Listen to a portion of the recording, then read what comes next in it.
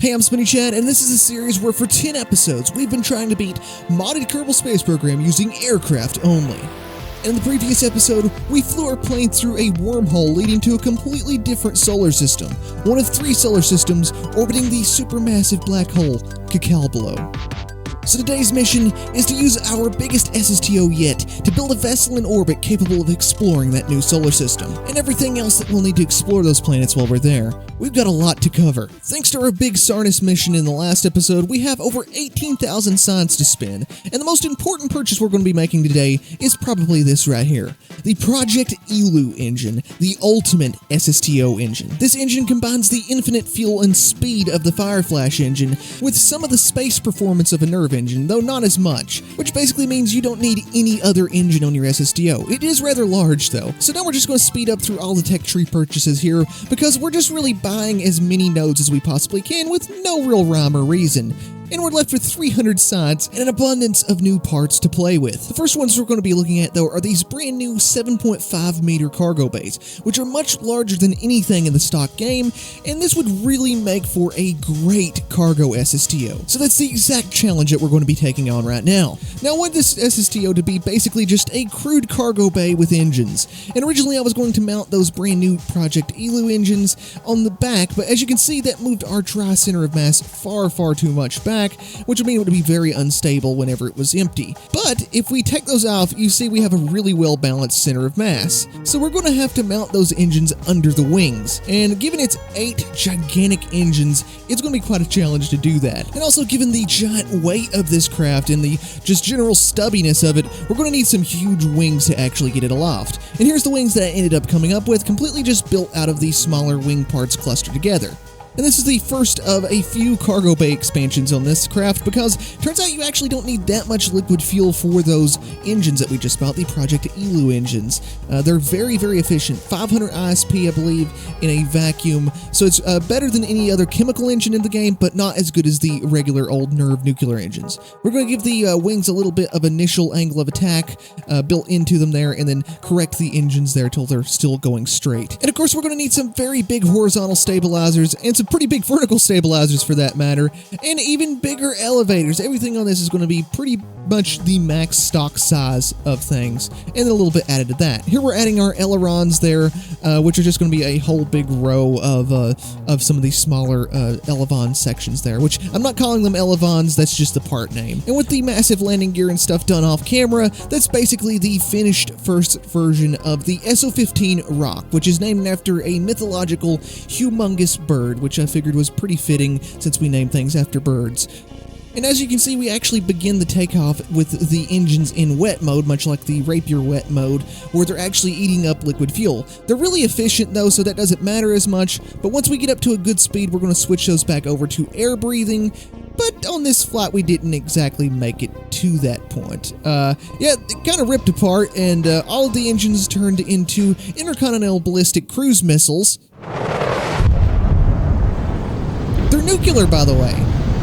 On the second flight, we fixed that problem, but the ship itself kind of overheated and exploded, and well, the front fell off. Yeah, that's not very typical. I'd like to make that point. So going back to the drawing board, we're going to put a brand new front on this, and one that's actually resistant to heat, and hopefully a little bit more aerodynamic. We were actually using the Space Shuttle orange tank nose cone on the previous version, and this one actually has more of a proper nose with canards on it. You can see we're taking off at a very high angle of attack, and that's because we have a full payload in the bay on this flight. Just a test payload to see how much we can actually get up, so we can build our ship around our payload limits. And this thing has a pretty high payload limit. You can see we switched over to the dry mode on those engines, which is basically feeding the atmosphere into an open nuclear reactor for free Delta V.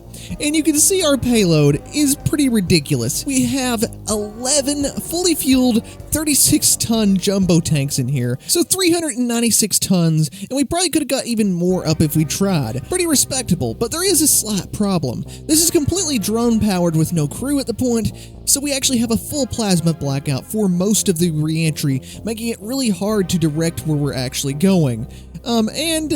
there's a little bit of a problem with the control on landing, so maybe a few things need to be tweaked with that, but as for right now, it's basically a functioning SSTO, and we'll fix those problems later on. What we really need to move on to now is actually building our interstellar vessel, now that we know our weight limits and size limits. This vessel is going to have to traverse basically the entire Sun Orc system while carrying some sort of lander with it, so it's going to need a lot of Delta V. The first engine that I chose on this initial model of it was going to be a pulsed fission engine, basically a mini Orion drive, giving us 40,000 meters per second of Delta V.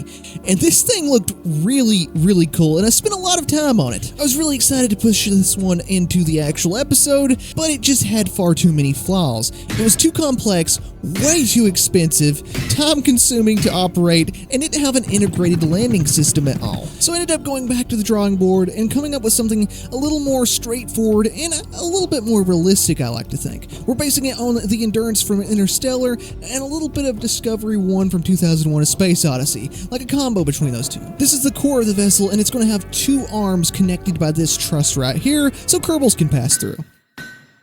Barely. And we're going to move that down into the center of the core, and originally this was supposed to spin in the center there, but we ended up just going with the entire ship spinning for simplicity's sake. And now we're going to get started with the arms, which is going to be the core habitation part of the ship, and carry most of the important things to do with Kerbals and science on the ends there. You may notice that we also have two science labs, one on each arm, and that's going to help us get even more science out of all the experiments we get while we're in the new star system. And here I'm adding the big sphere that's on the end of each arm, and that's going to be there for mostly aesthetics, but also for a bunch of extra fuel and some extra stability when we're actually spinning this thing up. Now, the next thing we're adding to the vessel might seem a little bit strange at first. We're going to be adding an advanced grabbing unit on the front, as well as a drill and ISRU, a lot like Stony Station has. And that's because we're going to be doing a very similar thing to Stony Station. We're going to be mining asteroids along the way. Since this is only going to be using nuclear propulsion and not the crazy near Orion drive stuff that the other one was using, we're not going to have nearly as much Delta V for this whole trip, so this is going to be very integral to use that little telescope there to spot asteroids along the way, and then dock with those and use those to refuel the ship as we go along our whole journey through the system. But this also ties us to only places that has asteroids around them. If we can just find asteroids, we're good about refueling, but we have a very limited range between those asteroids. Not to mention that those asteroids need to be worth our time. If we just dock with a little thing like a Stony Station is, an A-type asteroid, it's not going to be worth the fuel to actually dock up with it. So we need to go after some beastly asteroids, like the at least E-types, but probably G, H, I, anything like that, the higher end of asteroids and comets are going to be what this thing is going to be tackling. We're adding a little bit of science into here. We're going to have different science on each side, kind of spread it out, and I'm trying to get every single science experiment that we have into this thing. But with that, we're basically done with the entire thing, and we've named it the MOVE Somerset, the Multi-Use Exploratory Vessel Somerset. Somerset being a city name, which will be the naming scheme we're going to be using with any kind of interstellar, any interplanetary vessels like this. I think it's a really cool ship naming scheme, so that's what we're going to be using. But with everything together like that, all we need to do is rip its arms off, because this thing actually needs to fit into the SSTO that we built earlier. And you also might have noticed while we were building this that there's actually no propulsion on this. Did I go crazy or what? Well, actually, that's what we're going to be doing next. You see that little ship in the back there, that little plane in the back? Aircraft, dare I say? That's going to be our propulsion, and also our lander. It's kind of a do-it-all plane. It provides thrust for the main ship, carries cargo and a rover down to the surface, refuels itself, and it's hopefully going to be very reliable. Well, one could hope, you know. It's the only engine that we have. If it goes out, you know, you're just drifting through space or you can't move anywhere. So we're going for a pretty interesting SSTO design. It's like a shuttle kind of thing, but our cargo bay is going to be opening from the bottom because we need to lower cargo down to the surface of planets after all, or moons, or wherever we're going to. And we're going to need to be able to refuel ourselves and have a drill on board, because even though we've got all that refueling capability of the main ship, we still need to refuel ourselves for sense and stuff like that. It would be a very good idea to actually have some way of refueling on this thing. Here we're going to be adding a robo arm of sorts, and that's going to use to lower whatever rover design we end up coming up with down to the surface. We're also going to paint this a nice black and white, and we named this the SO-16 Godwit, named after a bird that nearly travels from the North Pole to South Pole, which I thought was pretty fitting for an SSTO that's going to be traveling a very long distance. And I mean very long. This thing can technically stay in the air forever if it wants to, because we have an engine on board, once again, that just feeds off of the atmosphere, much like the Fire Flash engine from the last episode. You don't need any fuel on board if you can just take the atmosphere and float over top of an open nuclear reactor. That is, of course, unless you don't have intakes, which is exactly what we don't have because I forgot to put them on. So we're going to add this nice ram intake on the top here, and I think it looks really nice on that placement. Don't worry about that docking port, that goes away later.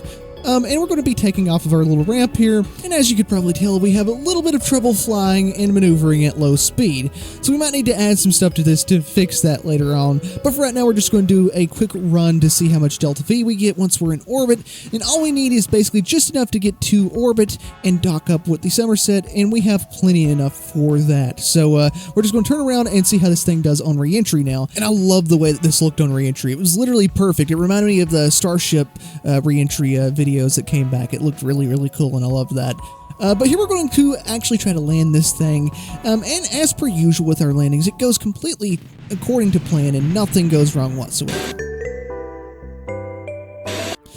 So yeah, to fix that, we're going to be attaching the landing gear to the main body and then dragging them out back to the wings to where they're supposed to go. This helps a lot if you're having some kind of trouble with your landing gear.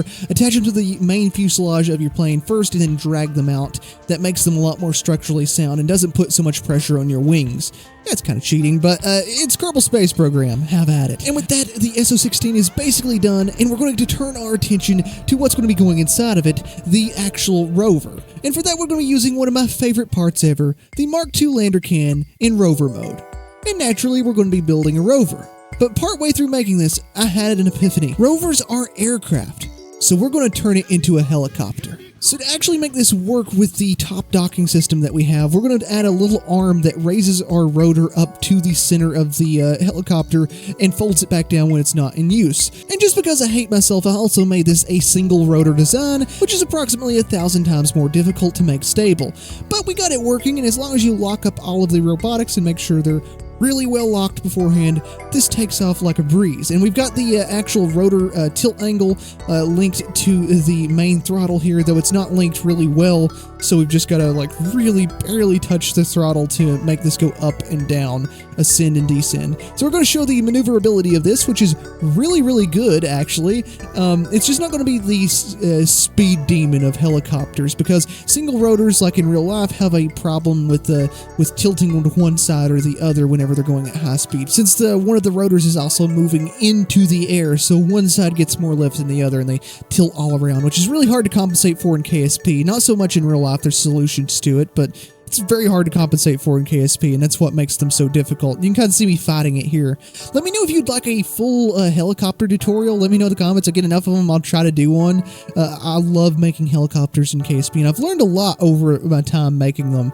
I started out thinking I could, but there's a lot more to them than what you would actually think. Here we're going to be landing at the helipad on one of the additions to the KSC here, and yeah, this worked flawlessly. So we're going to go ahead and pack it up into the SO-16 and take it out on a little bit of a proof of concept run here, and take it over to the island runway and see if we can unload it and then fly it around the island runway. You can see I've added some extra features to the SO-16, some canards in the front, and then some split slat air brake thingies on the back there, which didn't work out so well on this landing for me because I took the bottom ones out. But we landed safely, and we're going to check out the capabilities of the helicopter anyway. So we're going to lower it out of here. Here it is all packed up very nicely inside the cargo bay, which does not have that much room, so this thing needs to really pack itself up. And I'm already noticing some issues, like we have no wheels, so we can't actually get this thing out from under the plane easily, and we have to put it in, well, this location behind the engine, which probably gives him more radiation than a Chernobyl cleanup crew. We're going to test it anyway, though, and see how this thing flies after being packed up inside the plane, and as you can imagine, it flies really darn well still. And we're going to go ahead and land it up here on top of the old island runway control tower, which is always a fun place to land helicopters if you bring them up here. The helicopter definitely needs a few more tweaks, but it does fly incredibly well, and it looks really good too, I think. I mean, okay, let's be honest, it looks kind of rough, but it looks good to me. It's a kind of techno rough space age rough, that's it. So we're going to actually put wheels back on this and turn it into a heli rover, because that's the only practical way we're going to be able to get in and out of here. So with all those changes made, we're going to do a full integrated test, an integrated flight test if you would, and actually test out all of the features of this entire system on a baobab tree, which is pretty near. It's a scannable science thing. You'll be able to pick them out. They look a lot different than the parallax trees. And we're going to land near it, but not exactly at it, because that's kind of the whole point of the helicopter, is you're not always going to be able to find a nice flat runway, especially if you have a parallax ground scatters turned down with the collision turned down, so rocks actually are rocks. You might want to just land at the nearest flat space, deploy the helicopter, and then go check out whatever you need to check out. We are deploying the helicopter, and you can see I changed the docking mechanism here to be a little bit better. It's just a normal clampetron now rather than that weird linear thing I was using. And now it roves around like a little rover, and then you just tuck in the rover wheels, unfold the rotors, and then spin up the rotors, and you're good to go. You're a helicopter now. Also added some little nose cones and some aesthetic improvements over the previous version, as well as turning it green, kind of like camo military green. And you can see that if you look down at the nav ball throttle, I actually fixed the whole throttle situation and mapped it to a Cal controller, so the throttle is a lot more granular now, and there's a lot of room to move back and forth to actually adjust the blade angle to what you need. We landed perfectly fine at the baobab tree, and then we're just going to use the wheels to rove the rest of the way up to it, which is a little bit easier said than done. KSP wheels tend to be a bit slidey, and the brakes are either too strong or too weak, depending on how you set them.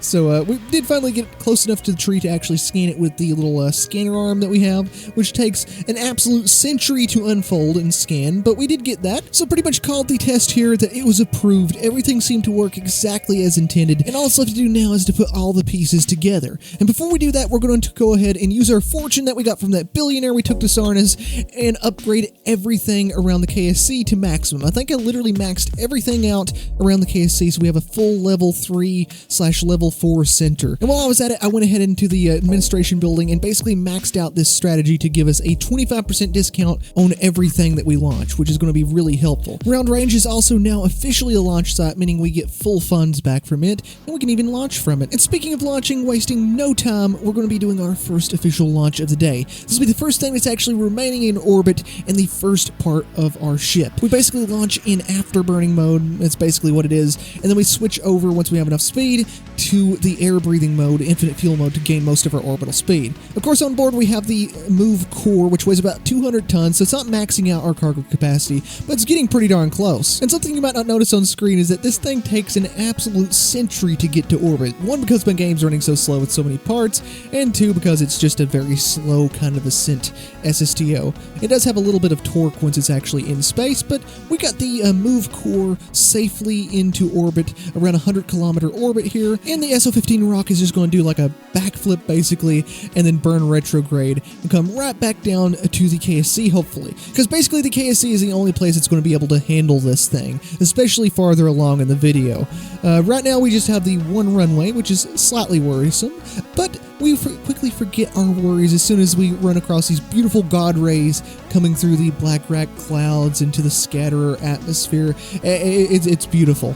And we end up coming into the KSC just barely at night time and trying to slow down as much as we can by opening the cargo bay, deploying the drogue chutes. I still bounce a bunch because of all the excess speed, and yeah, it was a messy landing on a very short runway, and the only thing that slowed us down in the end was just the very end of the ramp here. Going uphill finally caused this thing to come to a stop. But nonetheless, our Move core is safely in a low Kerbin orbit and ready to receive its two arms on each side of it. Before we do all of that, though, we're going to take this old plane that you might remember from the episode where Jeb goes mock Jesus through an eclipse and all that. We're just going to use it to do a little bit of Kerbal Konstructs building. We need like a little thing to command from while we do the Kerbal Konstructs building, and we're going to install a massive runway, because that's pretty much going to be the only solution to that whole landing problem.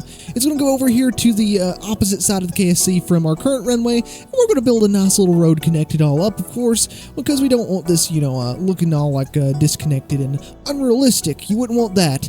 And once we got everything finished up, this runway is basically going to be able to launch and land any sized aircraft we can build. Except for that, not that big, no. Anyway, for the next launch, we're out on the old runway for no reason whatsoever at probably the most beautiful time of day to launch an SSTO, right at sunset. And this is completely unintentional because we're actually timing this launch to meet up with the station core up in orbit. This is going to be one of the station arms, and it actually weighs a little bit more than the core. And this is intentional, it weighing 250 tons and being a little bit heavier than the core because I wanted the weight to be more so on the outer arms of this, so hopefully it spins a little bit more stable when we're actually trying to get artificial gravity out of it. One small problem though, the sphere is actually a little bit too big for the cargo bay with the wings clipped in there, so every time we try to release it, it would just explode instead. So I resorted to using some Kerbal black magic here by releasing it and immediately time warping as soon as we released it so it would clip through anything it was actually hitting. Finally, after many attempts and completely screwing up all my menus, as you can probably see there, we finally did get it to release and we brought the station over to dock with it. Even that though is a little bit easier said than done. See, these stations have pretty uneven and weird RCS since they're all meant to be one piece, the actual interstellar vessel that we're making here, or really interplanetary vessel. So it's a little bit hard to get them to actually dock together. I ended up wasting a lot of RCS fuel, which will come back to haunt us a little bit later. We do have it all docked together though, and it looks a little bit odd with just the one sphere arm attached to it. A very strange looking little station indeed. We're going to go ahead and close up the cargo bay though and bring back our SO15 rock to the actual runway that we built, which should be well repaired by now. And I was hoping this landing would go a lot better than the previous landings with this SSTO, since I added some hefty full-size parachutes as the drogue chutes on the back there, and I was trying to be as gentle as possible with the landing, and I think this is probably the best landing I've got out of the rock in this entire video. The gigantic runway was a little bit overkill, but as you can see, it takes a lot of rollout for this thing to slow down properly, even with like full brakes on. We're going to take off the next arm of the station on this runway to see if it actually works for takeoff, and it seems it takes about the same takeoff roll, a little bit more than it does for a landing stop. I'm not going to bring any stats up on this one because this is basically an identical version of the arm, just a few little different things like science and stuff is ordered differently. Unfortunately, we didn't learn from the mistake of the sphere being the same size as the cargo bay there, and ended up having some more explodey issues. Though this time the explodey issues were filmed in like slow-mo 4K, so it made the exploding well, aesthetic and nice. There is a reason why these videos are posted in 4K. Not all the footage is, but some of it is. And as nice as that is to look at, we have a ship to build. So we're going to go ahead and release this out of the cargo bay, and for some reason beyond my comprehension, it actually worked this time, and we were able to get the ship away from it. I think it was kind of like floating into the cargo bay rather than away from it on all the other attempts. I think that's the reason why it was exploding, but we did get it working and everything, and up to this point everything seemed to be going smoothly. More smooth than the other addition to the station, but I'm afraid that's all about to change here very soon. You see, I wasn't really paying attention to how much RCS I was using. It quickly became apparent that there was not enough fuel left to actually finish this docking procedure, and the ship parts were still moving in somewhat opposite directions. Luckily there was some RCS fuel on that arm, but we needed to get Bill Kerman out to actually go there. He's going to leave the rock, giving you some good inside views of it on the way out, and I think this actually looks really cool. And yes, we did end up adding crew to it at some point along this journey, just one of the many things I had to leave out just for time's sake. And he's going to leave this little nifty homemade crew hatch there, and the first matter of business is to actually locate it. Luckily that was pretty easy given how huge this vessel is. But now he's got to fly over as fast as possible, and you can see those two parts slowly moving away from each other. Now, I did speed this entire segment up, but I didn't cut it once because I wanted to leave intact the entire gambit that Bill made here to the command module to fix this whole docking situation. You can see he just inflated the airlock there from the outside, and he's going to make his way into the airlock, open up this door and make it into basically the suiting up area, which is this whole little crew compartment right here. And yes, these doors take an annoyingly long time to open up when you're trying to rush to the command module as fast as possible. Luckily, this is the last door, and all he needs to do is sit down in that seat right there, and he's now in control. Luckily, this was just in time to save the entire thing. We had just enough model propellant to stop the motion away from each other and bring this back in line with the docking port, and finally bring them both together as they were meant to be. Completing the, oh wait, it is very, very crooked. Luckily, I think this is fixable, so we'll go ahead and move a bunch of monopropellant around and undock the crooked arm there and redock it back to the station, leaving it nice and perfectly lined up and ready to accept the main part of it, which is going to be the next launch, the SSTO lander propulsion section that's going to actually have the crew on board. Well, I guess we have Bill Kerman on board, whether we like it or not now, because we did leave him up there. He didn't get back in the SSTO. And if you're expecting an even better landing than last time, well, just don't, because this isn't even porpoising anymore. This is welling. Yeah, I have no idea why it was that hard of a landing. I just didn't want to really take the time to line it up good, and I thought coming in low and fast would work, but it didn't. It didn't. Luckily, we did stop, though, without breaking anything, and Jeb is alive and ready to crew the SO 16.4 Godwit with the SH 2.2 Antline inside, because I finally did name the helicopter. It's the Antline because it transforms from a ground-dwelling thing into a flying thing. And we're going to add this little probe in there to get a contract that I got off camera. And the reason I didn't show you guys that is because, well, the contract kind of ended up falling through.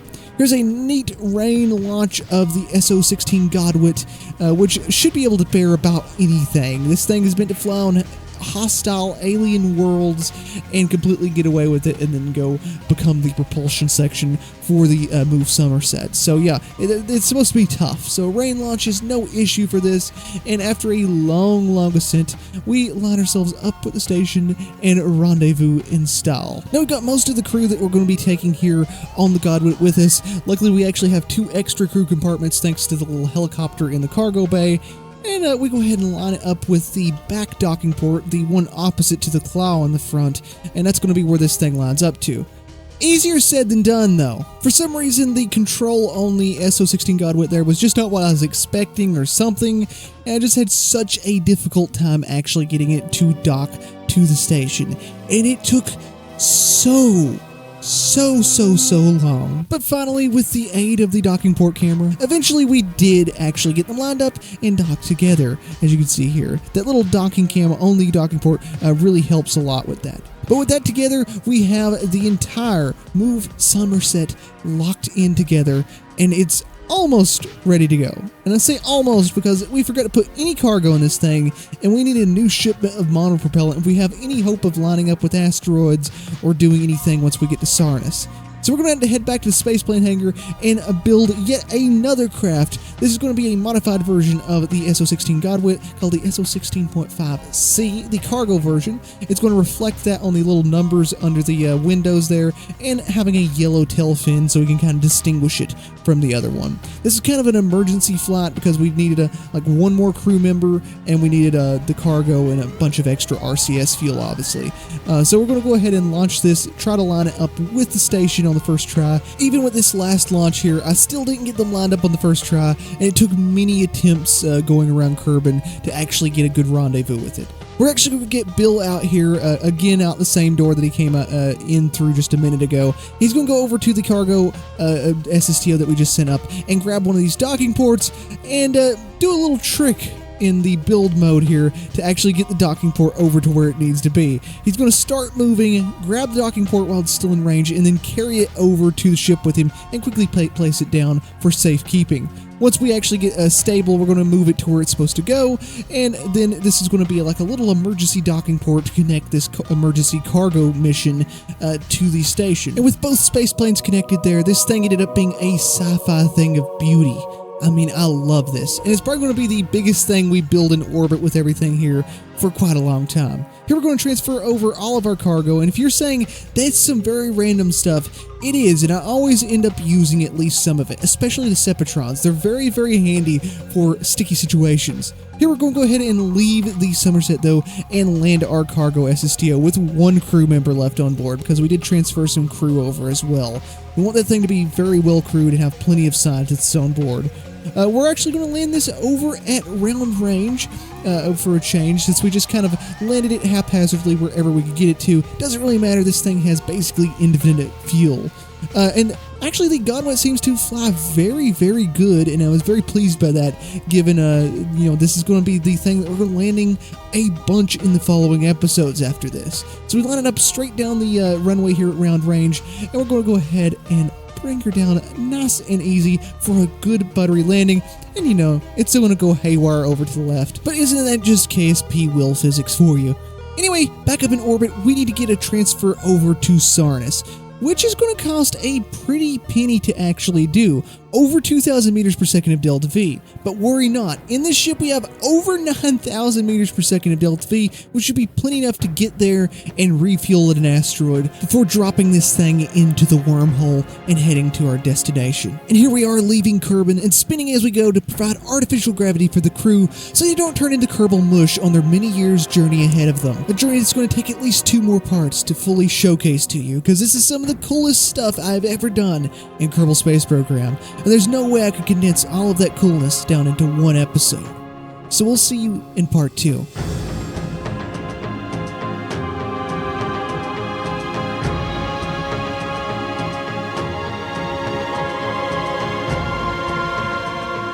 And yes, I will address the controversy. I was gone for nearly 2 months, and that's partially due to filming all 3 parts of this, which was, now hold on to something, literally 105 hours of footage. That's raw footage, and that's all 3 parts of this, so not just this one part, but this one part was a good, I think, like 60 hours of that, just in and of itself, because the building was the main time sink of this.